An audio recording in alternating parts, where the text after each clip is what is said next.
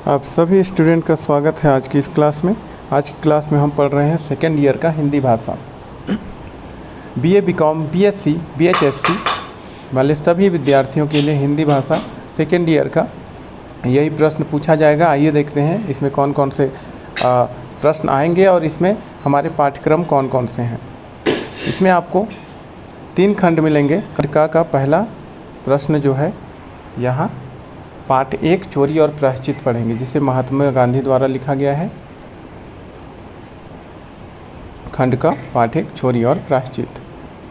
ठीक है, इसमें पहला प्रश्न देखते हैं। चोरी और प्रायश्चित कहानी का सारांश अपने शब्द में लिखिए।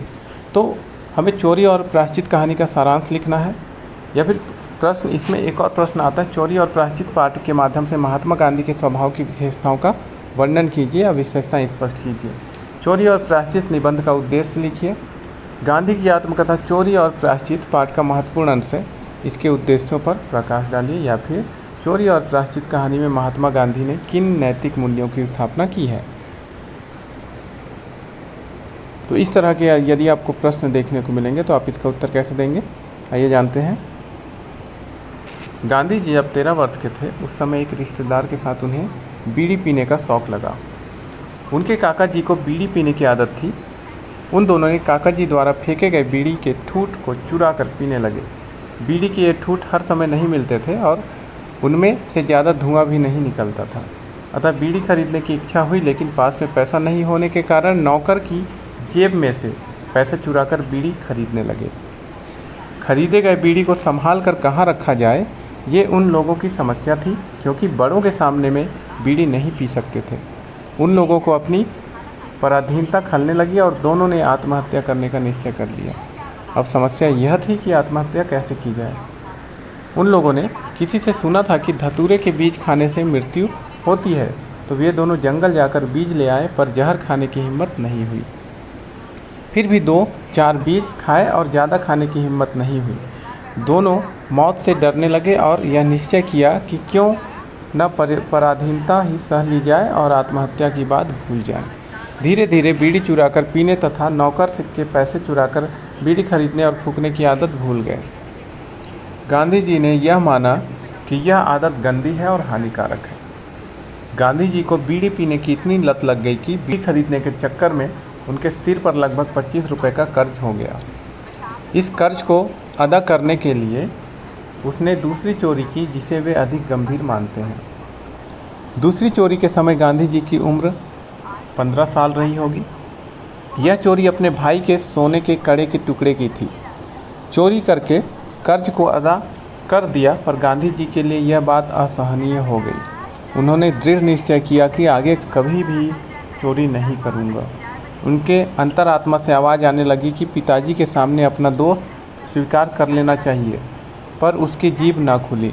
आखिर में गांधी जी ने तय किया कि वे पिताजी को चिट्ठी लिखकर अपना दोष स्वीकार कर लेंगे तथा माफ़ी मांग लेंगे।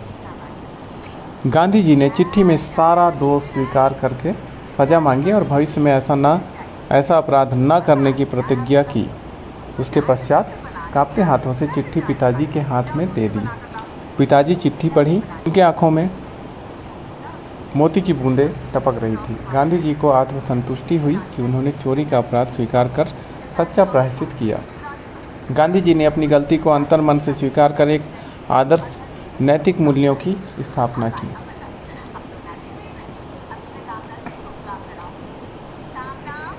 कहानी का निष्कर्ष।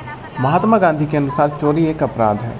हमें कभी भी छोटी चोरी नहीं करनी चाहिए, ना ही कभी भी छोटी चोरी करनी चाहिए, क्योंकि छोटी छोटी चोरी करने की आदत आगे चलकर बड़ी बन जाती है और फिर वह व्यक्ति एक अपराधी बन जाता है। चोरी करने के बाद जब व्यक्ति को यह एहसास होता है कि वह गलत कर रहा है और उसे सुधरना चाहिए, तो वह एक तरह से वह प्रायश्चित करता है और इसे ही प्रायश्चित कहते हैं। चोरी और प्रायश्चित निबंध का उद्देश्य। इस निबंध का उद्देश्य यह बताता है कि चोरी करना बुरी बात है। किसी भी व्यक्ति की चीज़ को चुराना चोरी कहलाता है, और जब उसे अपनी गलती का एहसास होता है कि वो गलत कर रहा है और उसे सुधारने की कोशिश करता है, तो उसे प्रायश्चित कहते हैं। प्रायश्चित का अर्थ है हमसे हुई चूकों के लिए अथवा अनुचित कर्मों के लिए पश्चाताप होना और संचित पाप को नष्ट करने के लिए उचित दंड लेना। पाप का प्रायश्चित लेने के लिए तप और दृढ़ निश्चय की आवश्यकता होती है। जिस प्रकार सूर्य कोहरे को हटा देता है और बर्फ को पिघला देता है, उसी प्रकार प्रायश्चित भी हमारे अंतर्मन से न केवल अनावश्यक विचारों को नष्ट करता है अपितु पापों को भी नष्ट करता है। यह निबंध यह बताता है कि चोरी करना आसान लगता है पर उसका नतीजा बहुत ही बड़ा होता है।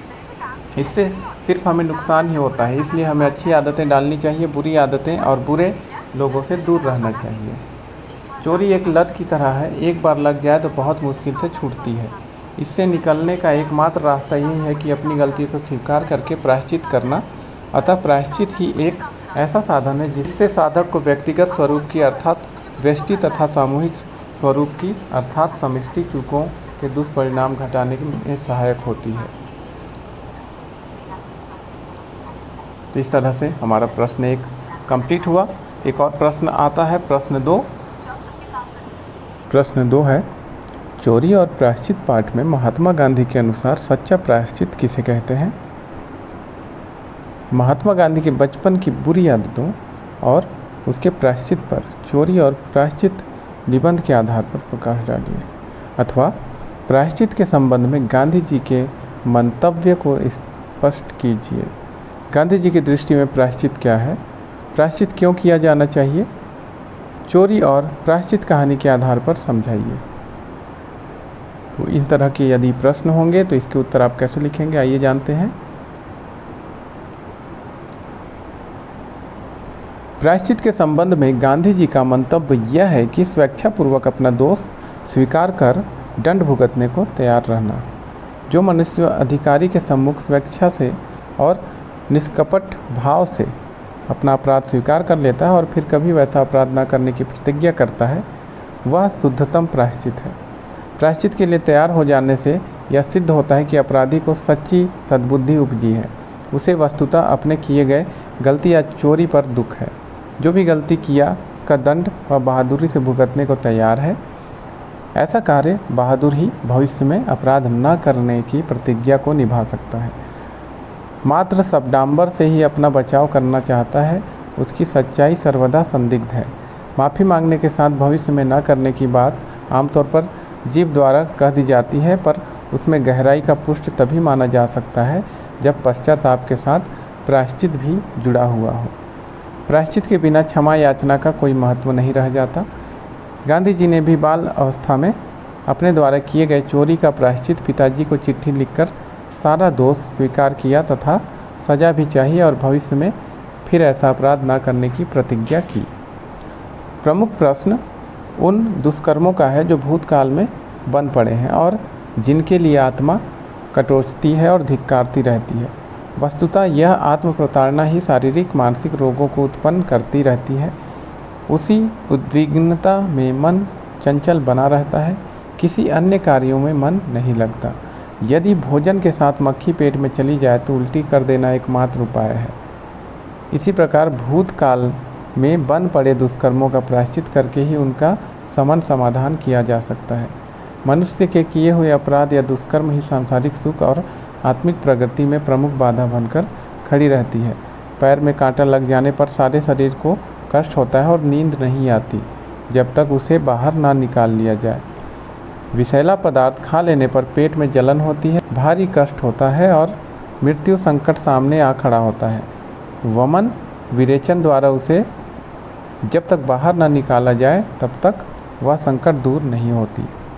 आँख में तिनका और कान में मच्छर घुस जाए तो बेचैनी उत्पन्न होती है और वह तब तक बनी रहती है जब तक कि उन्हें निकाल न लिया जाए। चोरी या अपराध के बारे में भी यही बात है। यदि हमसे ये कार्य हो गया तो प्रायश्चित के द्वारा बाहर करना ही एकमात्र उपाय है। प्रायश्चित करने से मन को आत्म संतुष्टि मिलती है। गांधी जी को भी अपने किए गए चोरी की बात से असहनीय पीड़ा होती थी। उन्होंने जोखिम उठाकर अपना दोष स्वीकार कर लिया। उन्हें मालूम था कि प्रायश्चित के बिना शुद्धि नहीं होगी। प्रायश्चित करने के बाद ही उनके मन का बोझ हल्का हुआ। कहने का तात्पर्य यह है कि यदि हमसे कोई गलती या अपराध हो जाए तो प्रायश्चित के द्वारा ही हम अपराध मुक्त हो सकते हैं। प्रायश्चित की प्रक्रिया इसलिए ज़रूरी है कि हमने भूतकाल में जो गलतियाँ की हैं उसकी रोकथाम कर सकें। इस संसार का यह नियम है कि जो गलतियाँ होती हैं भूल से होती हैं, उनका दंड तो मिलता ही है, प्रायश्चित के द्वारा अपनी गलतियों को सुधारा जा सकता है। तो इस तरह से ये आपका प्रश्न 2 भी खत्म हुआ। अब आगे बढ़ते हैं प्रश्न 3 की ओर। प्रश्न 3 है, आत्महत्या का विचार करना सरल है, आत्महत्या करना सरल नहीं। गांधी जी के इस कथन की विवेचना कीजिए, अथवा आत्महत्या का विचार एवं उस पर अमल करना मानव के लिए कितना सार्थक सिद्ध होता है, स्पष्ट कीजिए। आइए इसका उत्तर जानते हैं। अपने जीवन को खुद के द्वारा नष्ट करने की स्थिति को आत्महत्या कहा जाता है। आत्महत्या के विचार आने की समस्या से पीड़ित व्यक्ति को खुद का जीवन बोझ लगने लगता है। इसके साथ साथ इस दौरान उसको डिप्रेशन और व्यवहारिक संबंधित दृष्टि में बदलाव भी महसूस होने लगता है। आत्महत्या का विचार आना एक सामान्य समस्या है और ज़्यादातर लोग इसे तब महसूस करते हैं जब वे तनाव या डिप्रेशन से गुजर रहे होते हैं। ज़्यादातर मामलों में यह समस्या अस्थायी होती है। ऐसे ही विचार महात्मा गांधी के मन में भी आया जब वे 13 वर्ष के थे। उन्हें अपने एक रिश्तेदार के साथ बीड़ी पीने का शौक़ लगा। उनके काका जी को बीड़ी पीने की आदत थी, इसलिए काका जी बीड़ी पीने के बाद बीड़ी की ठूठ फेंक देते थे। उन्हें वे चुरा कर पीने लगे। बीड़ी के ठूठ हर समय नहीं मिलते थे और उसमें से अच्छा धुआं भी नहीं निकलता था, इसलिए नौकर की जेब से पैसे चुरा कर बीड़ी खरीदने लगे। समस्या यह थी कि बीड़ी को संभाल कर कहाँ रखा जाए, क्योंकि बड़ों के सामने में बीड़ी नहीं पी सकते थे। उन्हें अपनी पराधीनता खलने लगी। दुख इस बात का होने लगा कि बड़ों की आज्ञा के बिना हम कुछ भी नहीं कर सकते। जिंदगी से मोह भंग होने लगा और आत्महत्या करने का निश्चय कर लिया। किसी से सुना था कि धतूरे के बीज खाने से मृत्यु होती है, इसलिए जंगल जाकर बीज तो लेकर आए पर जहर खाने की हिम्मत नहीं हुई। सोचने लगे यदि तुरंत मृत्यु न हुई तो क्या होगा, फिर मरने से क्या लाभ, इससे अच्छा तो पराधीनता ही सहन कर ली जाए। फिर भी 2-4 बीज खाए, अधिक और खाने की हिम्मत नहीं हुई। मौत से डरने लगे और यह निश्चय किया कि अब आत्महत्या की बात भूल जाएं। तब गांधी जी की समझ में आया कि आत्महत्या का विचार करना सरल है, आत्महत्या करना सरल नहीं। इसलिए कोई आत्महत्या करने की धमकी देता है तो उसका उस पर कोई असर नहीं होता। आत्महत्या के इस विचार का परिणाम यह हुआ कि गांधी जी झूठी बीड़ी चुराकर पीने तथा नौकर के पैसे चुराकर बीड़ी खरीदने और फूंकने की आदत भूल गए। जब इंसान की स्वतंत्रता छिन जाती है, चोरी या किसी बड़े अपराध में घिर जाता है, तो मानसिक तनाव के कारण उसे कुछ भी नहीं सूझता, उसे अपना जीवन बोझ लगने लगता है। इसीलिए उसके मन में आत्महत्या का ख्याल उठने लगता है। दूसरी ओर जब वह अपने परिवार, अपनी संतान के बारे में सोचता है तो उसके बाद उन लोगों का क्या होगा, यह बातें उन्हें सबसे ज़्यादा विचलित करती हैं। फिर वह अपना आत्महत्या का ख्याल धीरे धीरे भूलने लगता है। फिर जिस समस्या से घिरे रहता है उसका समाधान ढूंढता है। ज़िंदगी से हार कर आत्महत्या करने के बारे में सोचने से अच्छा ज़िंदगी को नए सिरे से शुरुआत करना चाहिए।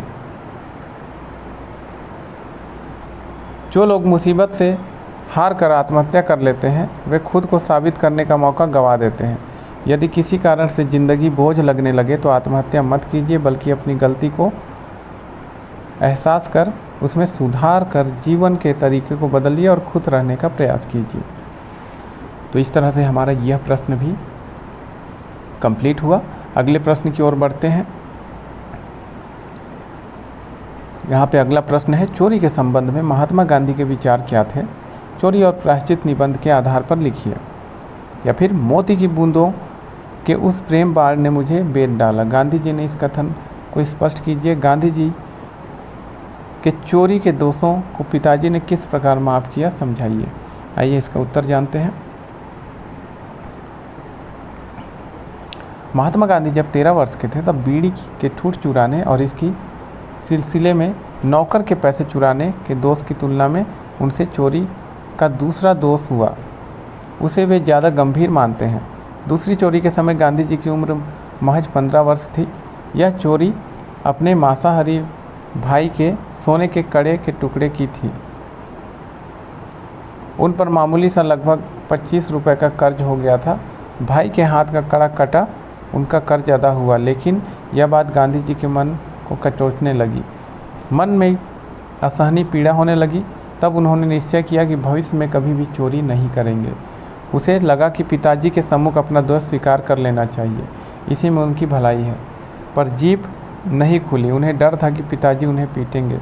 वैसे उन्हें याद नहीं कि पिताजी कभी भी किसी भाई को पीटा हो, लेकिन इस बात से पिताजी दुखी होंगे, गुस्से में शायद सिर भी फोड़ देंगे।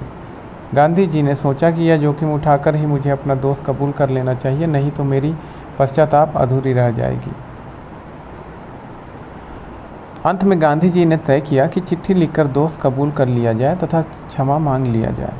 चिट्ठी में सारा दोष स्वीकार किया तथा अपने लिए सजा भी चाहिए। पिताजी को आग्रहपूर्वक विनती भी की कि वे अपने को दुख में ना डालें और भविष्य में फिर ऐसा अपराध न करने की प्रतिज्ञा की। कांपते हाथों से गांधी जी ने चिट्ठी पिताजी के हाथ में दी। वे उनके तख्त के सामने बैठ गए। उन दिनों पिताजी भगंदर की बीमारी से पीड़ित थे, इस कारण बिस्तर पर ही पड़े रहते थे। पिताजी ने बिस्तर से उठकर चिट्ठी पढ़ी। उनकी आंखों से मोती की बूंदें टपक पड़ी। बहते आंसुओं से चिट्ठी भीग गई। उन्होंने क्षण भर के लिए आंखें बंद कर ली, चिट्ठी फाड़ डाली और पुनः बिस्तर पर लेट गए। पिताजी की आंखों से आंसू बह रहे थे। गांधी जी भी रो पड़े। पिताजी की अंतर्मन की पीड़ा को वे समझ सके। पिताजी की आंखों से बहते आंसुओं में उनके लिए प्रेम की जो झलक दिखाई पड़ी, उससे गांधी जी का अंतर्मन पीड़ा से तार तार हो गया। उसके अश्रुपूरित प्रेम ने गांधी जी के अंतर्मन को छलनी कर दिया। गांधी जी पिताजी के प्रेम के भाव विभोर हो गए। इस प्रेम को तो एक अनुभवी ही जान सकता था। इस प्रकार की शांत क्षमा पिताजी के स्वभाव के विरुद्ध थी। गांधी जी को लगा था कि पिताजी क्रोध करेंगे, इस बात से बहुत दुखी होंगे, शायद अपना सिर पीट लेंगे, पर उन्होंने इतनी अपार शांति जो धारण की, मेरे विचार से उसका कारण अपराध की सरल स्वीकृति थी। क्योंकि गांधी जी ने सरल भाव से अपना दोष स्वीकार कर लिया था, इसलिए पिताजी ने भी अंतर्मन से गांधी जी को माफ़ कर दिया। जो मनुष्य अधिकारी के सम्मुख स्वेच्छा से और निष्कपट भाव से अपराध स्वीकार कर लेता है और फिर कभी वैसा अपराध न करने की प्रतिज्ञा करता है, वह शुद्धतम प्रायश्चित है। गांधी जी कहते हैं कि मेरी इस स्वीकृति से पिताजी मेरे विषय में निर्भय बने और उनका महान प्रेम और बढ़ गया। तो इस तरह से ये प्रश्न 4 भी खत्म हुआ। अगले प्रश्न की ओर बढ़ते हैं। इस चैप्टर का ये आखिरी प्रश्न है। इसके बाद हम पार्ट 2 में पहुंच जाएंगे। चलिए प्रश्न देखते हैं। गांधी जी के ऊपर कर्ज क्यों हो गया? इस कर्ज को गांधी जी ने किस प्रकार अदा किया, समझाइए। कर्ज अदायगी के लिए गांधी जी द्वारा किए गए कार्य की विवेचना कीजिए। तो इस प्रश्न का उत्तर कैसे रहेगा, आइए देखते हैं। बाल्यावस्था में गांधी जी को अपने एक रिश्तेदार के साथ बीड़ी पीने का शौक लग गया। उन दोनों में से किसी को भी यह ध्यान नहीं था कि बीड़ी पीने से कोई फायदा होता है अथवा उसके गंध में ही आनंद मिलता है, पर उन लोगों को लगा कि सिर्फ धुआं उड़ाने में कुछ मज़ा है। दूसरे लोगों को धुआं उड़ाते देख उन लोगों को बीड़ी पीने की इच्छा हुई। गांधी जी के काका जी को बीड़ी पीने की आदत थी। काका जी बीड़ी पीने के बाद जो भी ठूठ फेंक देते थे, उन्हें ये दोनों चुरा कर पीने लगे। बीड़ी के ठूठ रोज़ नहीं मिल पाते थे और उनमें से बहुत धुआं भी नहीं निकलता था, इसलिए नौकर की जेब से पैसे चुराकर बीड़ी खरीदने लगे। अब समस्या यह थी कि इस बीड़ी को संभाल कर कहाँ रखा जाए, क्योंकि बड़ों के सामने में तो बीड़ी नहीं पी सकते थे। चोरी के पैसों से कुछ दिन काम चलाए। बीड़ी पीने की लत इतनी लग गई कि गांधी जी के ऊपर 13 वर्ष की उम्र में 25 रुपये का कर्ज हो गया। गांधी जी को अपने किए हुए कर्म पर आत्मग्लानि होने लगी। गांधी जी को इस बात की चिंता सताने लगी कि कर्ज को कैसे अदा किया जाए। इसी उधेड़ बुन में गांधी के मन में कभी कभी आत्महत्या का ख्याल भी आता था। एक बार तो उन्होंने जंगल जाकर धतूरे के 2-4 बीज भी खा लिए और अधिक खाने की हिम्मत ना हुई। मौत से डर लगने लगी, फिर भी कभी आत्महत्या का ख्याल नहीं आया। गांधी जी को समझ में आ गया कि आत्महत्या करना इतना आसान नहीं है। गांधी जी को अपने किए हुए चोरी का पश्चाताप होने लगा। उन्होंने माना कि बीड़ी की आदत गंदी एवं हानिकारक है। पता नहीं दुनिया में लाखों को बीड़ी पीने की इतनी ज़बरदस्त शौक क्यों है, वे कभी नहीं समझ पाए। मन में विचार आया कि चोरी की सारी बातें अपने मांसाहारी भाई को बता दूं, ताकि कुछ रास्ता निकल सके। और फिर गांधी जी ने सारी बात अपने मांसाहारी भाई को बताई। कर्ज की अदायगी के बारे में दोनों भाई सोच विचार कर रहे थे। मांसाहारी भाई के हाथ में सोने का कड़ा था। गांधी जी की दृष्टि उस कड़े पर पड़ी और उनके मन में विचार आया कि इस कड़े से मेरा कर्ज अदा हो सकता है। फिर एक दिन गांधी जी ने अपने भाई के हाथ के कड़े को चुरा लिया तथा उनमें से कुछ अंश काटकर उन्हें बेचकर अपनी कर्ज को अदा किया। गांधी जी का कर्ज तो अदा हो गया, लेकिन दूसरी चोरी की यह बात उनके लिए असहनीय हो गई। उनका मन पश्चाताप से भर गया और फिर निश्चय किया कि भविष्य में कभी भी चोरी नहीं करूँगा। तो इस तरह से हमारा यह प्रश्न भी कंप्लीट हुआ, मतलब पार्ट 1 में आपको 5 प्रश्न देखने को मिले और यही पाँचों में से आपको प्रश्न पूछे जाएंगे। आज के क्लास में इतना ही पढ़ेंगे। अगले क्लास में हम पढ़ेंगे पार्ट 2। तो मिलते हैं अगले क्लास में। तब तक के लिए पढ़ाई करते रहिए और जीवन में आगे बढ़ते रहिए। धन्यवाद।